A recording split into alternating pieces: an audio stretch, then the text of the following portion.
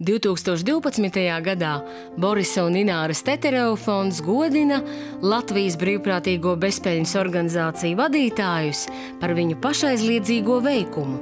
Latvijas sieviešu invalīdu asociāciju Aspazija Ilze Laini vada kopš dibināšanas jau 15 gadus un apvienojas kopīgam darbam 500 sieviešu 11 pilsētās un novados.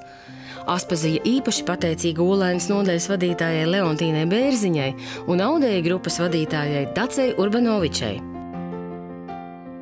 Un tad, kad sākās mūsu brīvstības gadi, Zviedrijas viena pārstāve, Anneli Jonekene, ieteica, ka mums vajadzētu šeit dibināt sieviešu invalīdu organizāciju.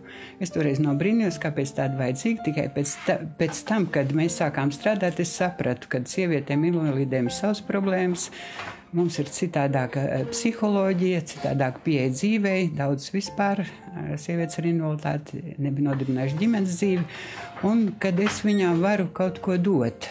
Un tagad mēs esam tā saraduši, ka mēs jūtamies kā viena ģimene. 1998. gadā Rīgā izveidojās sieviešu invalīdu asociācija Aspazija. Un Ilzīte mūs ieinteresēja. Mēs izveidojam Olainē Aspazijas nodaļu. Sākums tai nodaļai bija Aspazijas Audējas. Mans dzīves lielākais sapnis ir bijis dzīvē izaust lielvārdus jostu.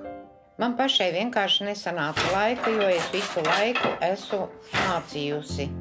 Domāju, mana meita izaudīs. Viņai nesanāca. Tagad manu dzīves sapni ir piepildījis mazmeita, kura uzaud lielvārdus jostu. Un tā es arī no 79. gada visu laiku mācu. Mēs lepojamies ar jums, kā ar savu darbu veidojat Olaini un Latviju labāku.